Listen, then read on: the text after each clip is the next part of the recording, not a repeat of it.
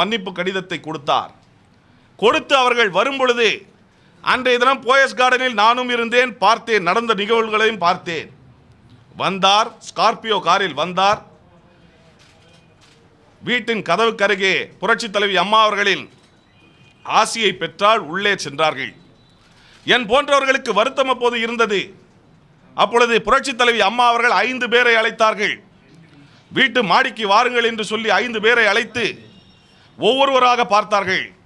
அதில் 5வது ஆளாக என்னை அழைத்து, நீங்கள் வருத்தப்படாதீர்கள், என்றைக்கும் அவர்களை அரசியலில் நான் ஈடுபடுத்த மாட்டேன்.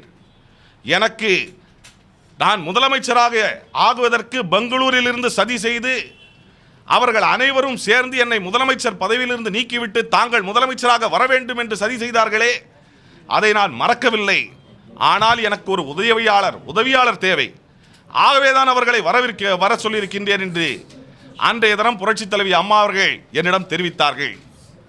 அதற்கு பின்பு ஒரு முறை துக்ளக் பத்திரிகையாளர் மறைந்த பெரியவர் திரு சோ அவர்களோடு நானும் அவரும் ஜெயா டிவியினுடைய இயக்குநர்களாக இருந்தபோது அழைத்து சொன்னார்கள், எனக்கு பயமாக இருக்கின்றது, இந்த கும்பல் என்னை பாய்சன் வைத்து கொண்டு விடுமோ என்ற பயம் இருக்கின்றது என்று சொன்னார்கள்.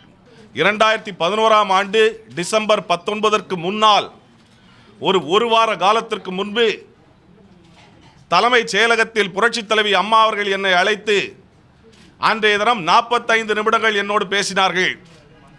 அந்த 45 நிமிடங்களில் அவர் தெரிவித்த கருத்து, இங்கே தமிழகத்தில் நான் முதலமைச்சராக இருக்கின்றேன், ஆனால் ஒரு பெரும் கூட்டம் என்னை சதி செய்து என்னை முதலமைச்சர் பதவியில் இருந்து நீக்குவதற்கு சதி செய்து கொண்டிருக்கின்றது, அவர்களை நான் வீட்டை விட்டு வெளியேற்றப் போகின்றேன் என்று சொன்னார்.